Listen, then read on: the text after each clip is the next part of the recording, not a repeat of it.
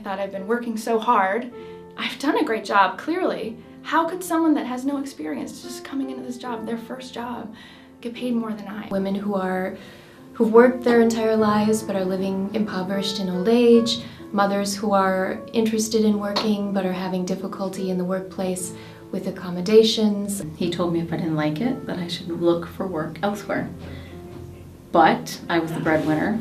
I knew I had to go to work the next day, so I did. And he let me go.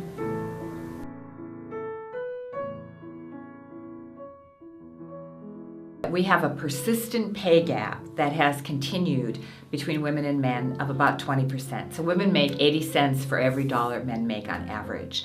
Why is that? So the Women's Economic Security Act is really an attempt to get at that wage differential and get at other issues that discriminate against women in the workforce. And from my perspective, it also provides some great measures that recognize the safety needs of women who have been victims of domestic violence, sexual assault, and stalking. They all want to keep working, they want to be able to stay in the workforce, but they may also need some assistance in order to do so because of the crimes that have been committed against them. What went through my head that night was, I can't quit my job.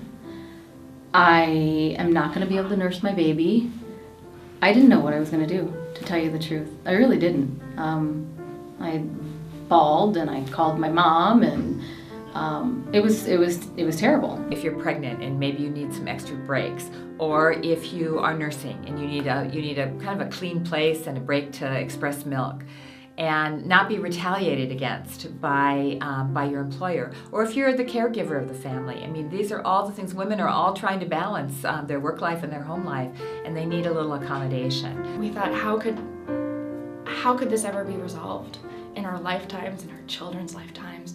And we saw the Women's Economic Security Act and thought, this is our ticket.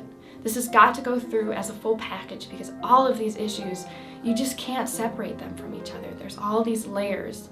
I think it's probably one of the most positive steps that we've taken in a long time. It's progressive. It will move us into the future and open doors for everyone, for both men and women. And I love seeing all the excitement that's building around it.